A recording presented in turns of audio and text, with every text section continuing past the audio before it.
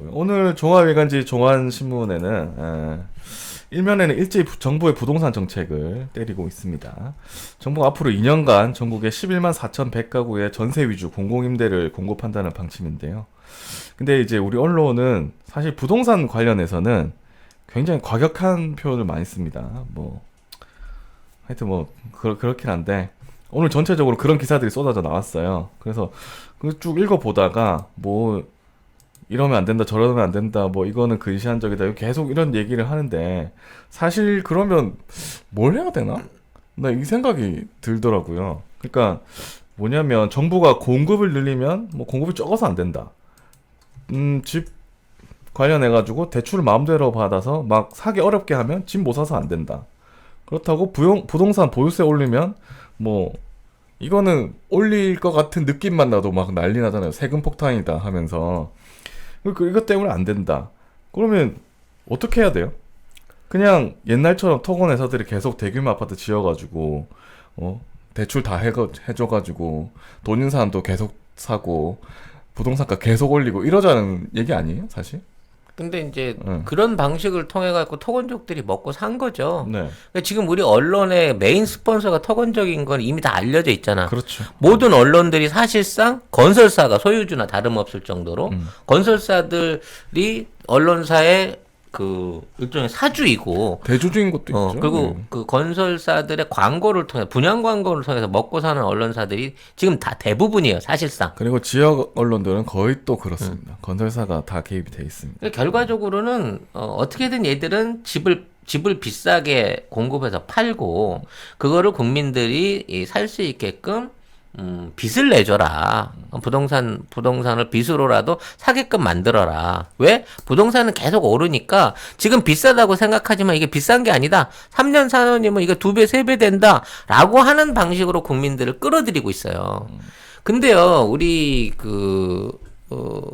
이제 주택 공급수는 우리 전체 가구 수를 넘어선 지가 벌써 10년 가까이 됩니다. 그렇죠. 사람들이 다 살 수 있는 집이 그러니까 사람보다 집이 더 많은 거죠. 그러니까 인구 전체가 아니라 가구가 살 1인 가구, 2인 가구, 3인 가구, 4인 가구 다 합쳐도 가구 수보다 이미 공급돼 있는 주택들이 많아요. 그런데도 계속 추가 공급을 일어나고 있고 계속해서 주택 보급률이 50%를 못 넘는 이유는 지금 계속 늘어나는 집들의 주인이 말하자면 소수인 거예요, 소수. 소수이고 무주택자가 아니라는 얘기예요. 이게 굉장히 중요한 부분인 겁니다. 네.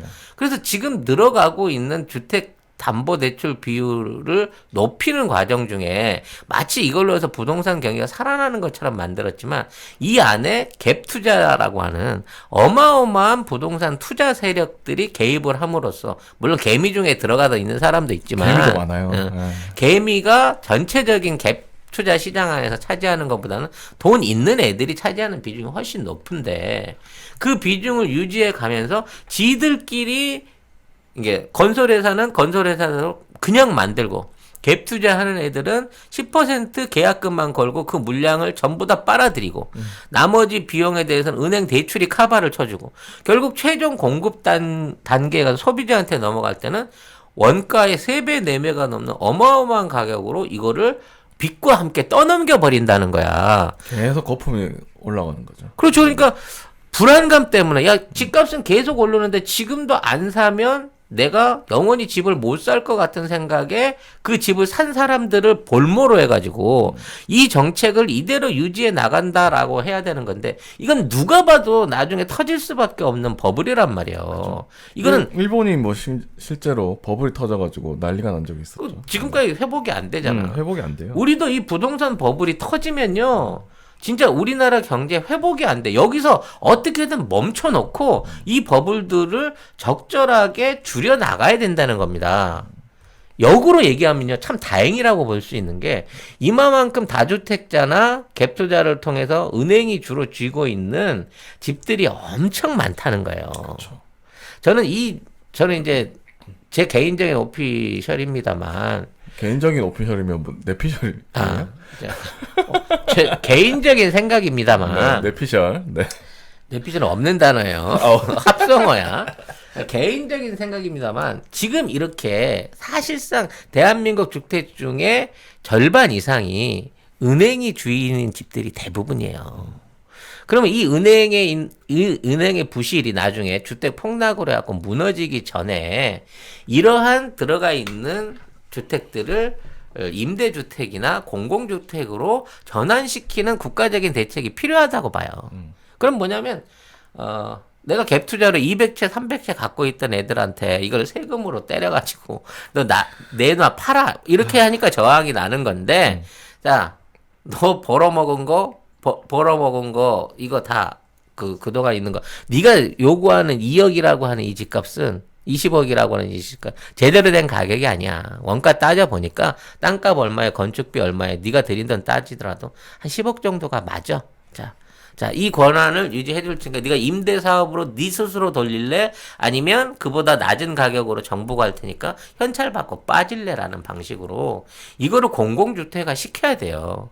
그래서 지금 앞으로 국가가 임대 사업을 늘린다고 하는 게 지어갖고 늘리려고만 생각하지 말고, 왜? 그럼 시간도 오래 걸리고, 그렇죠. 비용도 많이 들어요. 이미 거품화돼 있는 이런 갭 투자나 일부 투기 세력이 갖고 있던 것들을 국가가 자연스럽게 인수할 수 있는 길을 열어놓고, 이거를 합법화할 수 있는 법안을 만들어야 된다는 거죠. 그 지금 김현미 장관도 얘기하는 게 공실 이런 것들을 좀 활용을 한다고 하잖아요. 그런 거를 좀 해야 되는데 뭐 만약에 이제 다른 정권이 잡는다면 분명히 또 무슨 뉴타운 건설 뭐 이렇게 해가지고 뭐 엄청나게 또 지어낼 겁니다. 그러면 또 문제가 또 똑같아지는 거예요, 예전처럼. 지금 이제 어떤 분이 신근감 씨가 그럼 다 집 없이 월세에서 사는 평등한 세상을 만들자는 거냐라고 얘기를 하는데요. 사실 G20 있는 국가들 중에 자가주택으로 해서 사는 사람들이 높은 비율은 어느 나라에도 없습니다. 외국도 집을 사면요, 미국 같은 경우도 25년, 30년 렌탈이고요. 그러니까 할부로 사는 거야. 그 모기지론이 유행하는 게 그거잖아요. 똑같은 방식으로 선진 국가에 가게 되면 이 주택난에 의해서 주택 가격에 의한 평등 차이를 줄이기 위해서 오히려 국가가 지정하는 가격 제한선이 있는 공공주택이나 임대주택들이 훨씬 더 저렴하게 유지되고 있고, 그거에 사는데 큰 불만이 없어요. 지금 우리가 집을 가진다, 물론, 정당한 가격에 좋은 가격으로 유지될 수 있는 집을 가진다라는 상황에서 주거의 권리로 집을 주장하는 난 좋다고 생각하는데, 대부분의 사람들이 주거의 권리 이전에 부동산의 상승으로 인한 투자 효과, 거기서 얻어지는 일종의 그러니까 불로소득이라고 말해도 그렇죠. 될지 모르겠는데, 아무튼 부동산 투기. 부동산 투자 수익에 대한 이득과 꿈, 그리고 이미 그걸 갖고 있는 것들을 침해받는 거를 너무 두려워한다는 거예요. 그리고 그걸 언론에서 굉장히 크게 얘기를 합니다. 부풀리죠. 네, 굉장히 부풀립니다. 그럼 뭐 정말 왜 이거 손가락 잠깐 이렇게 뱉는데 마치 손가락 잘라내야 될 것처럼 언론은 얘기하잖아요. 예를 들면 저번에 뭐 종부세 관련 얘기가 나왔을 때도 그거에 이제 영향받는 사람들은 부동산을 가지고 있는 사람 중에도 2%만 해당되는 내용이에요. 그렇죠. 근데 언론에서는 막 뭐 우리 그냥 집 한 채 갖고 있는 그 서민들도 지금 세금 폭탄 맞는다, 그런 식으로 해가지고 기사를 엄청나게 써댔거든요. 근데 결국 뭐 최대 그 조세율 맞는 사람이 전국에 36명? 그 정도밖에 안 된다잖아. 그리고 그런 사람들은 몇백 채, 몇천 채 이렇게 가지고 있는 사람들이. 그런 사람들은 실제 얼마 안 되는데 집도 없는 사람들이 그 사람 입장을 걱정해. 본인이 1, 2년을 그렇게 될 것 같은가? 영한네이처 하면 우리가 한때 팟캐스트 인기 프로그램에서 막막 광고하던 제품이 있습니다. 마카산삼을 엄청나게 광고를 했고요. 주력 상품을 이제 마카33에서 술겜으로 바꾸셨대요. 식물성 원료들을 섞어서 만든 건데 그 메인은 마카도 들어있고요. 네. 오리나무, 누룩, 황기, 칡봉오리, 쌓인 씨앗, 헛개나무, 칡뿌리, 몸에 좋다는 종류는 뭐 20몇 가지가 전부 다 들어있어요. 생약제제 같은 작은 알, 그 알로 된 겁니다. 먹기에는 향이나 이런 맛에서 지장이 없고요. 효과가 너무 좋대요. 그래서 사장님이 얼마나 자신이 있으신지 음주 중에는 드시지 말라고 권합니다. 술이 안 취한다. 다음이나 네이버에서 영한네이처를 치시면 바로 홈페이지랑 연결되고요. 한 박스 5개 들어있는 게 16,500원입니다. 두 박스가 33,000원. 그리고 새 박스가 49,500원. 요때부터는 무료 배송입니다. 견디셔, 야망 808 요런 것들은 가격 세요. 어쩔 수 없이 몇 개를 사와요. 편의점에 가서. 그 경험들 다 있으실 겁니다. 그거 사면은 결국은 몇만 원 나가. 그렇지. 거기 역시 송작가 TV의 광고하니까 광고 효과 짱이더라라고 주님들이 얘기해 줄 수 있는 네. 그런 송작가 TV 만들어 주세요. 누가? 여러분이요. 이거 이제 여러분 제가 조금 더 심하게 여러분들한테 말씀을 드리자면, 자 저는 이제 우리 다음 세대를 생각한단 말이에요. 내가 내 생에 집을 아파트를 한 채 샀는데 내가 5억에 사는데 이게 20억 돼서 너무 좋아. 그럼 이제 내가 죽고 난 다음에 내가 20억을 갖고 가서 쓸 일도 아니고 결과적으로 따져놓고 보면 갑자기 자식한테 주거나 손자한테 줘야 되는데 내 후손의 숫자가 계속 늘어나잖아. 내 자식 내 손자로 가면 계속 늘어나는데 내가 20억짜리 집을 나눠줬는데 이걸 애들이 3명, 4명, 5명, 6명으로 늘어나다 보니까 얘들이 집을 한 채씩 가지려고 하면 120억, 200억이 필요한 세상이 된다고 생각해 보세요. 너무 끔찍하지 않아요? 그러면 이제 금태섭처럼 이제 이 버블의 고리를 끊어내지 못하면 국가 경제도 무너지지만 우리 후손들 자체가 고통스러운 삶을 살게 되는 거예요. 그렇죠. 지금 있는 20세들이 집을 살라고 해도 살 수 있는 여건이 되는 사람들, 캥거루들 아니면 거의 불가능한 상황이란 말이야. 그렇죠. 부모가 재력 없으면 20대, 30대 무슨 재주로 분양가만 10억, 15억씩 하는 아파트를 삽니까? 안 되죠. 외할아버지요.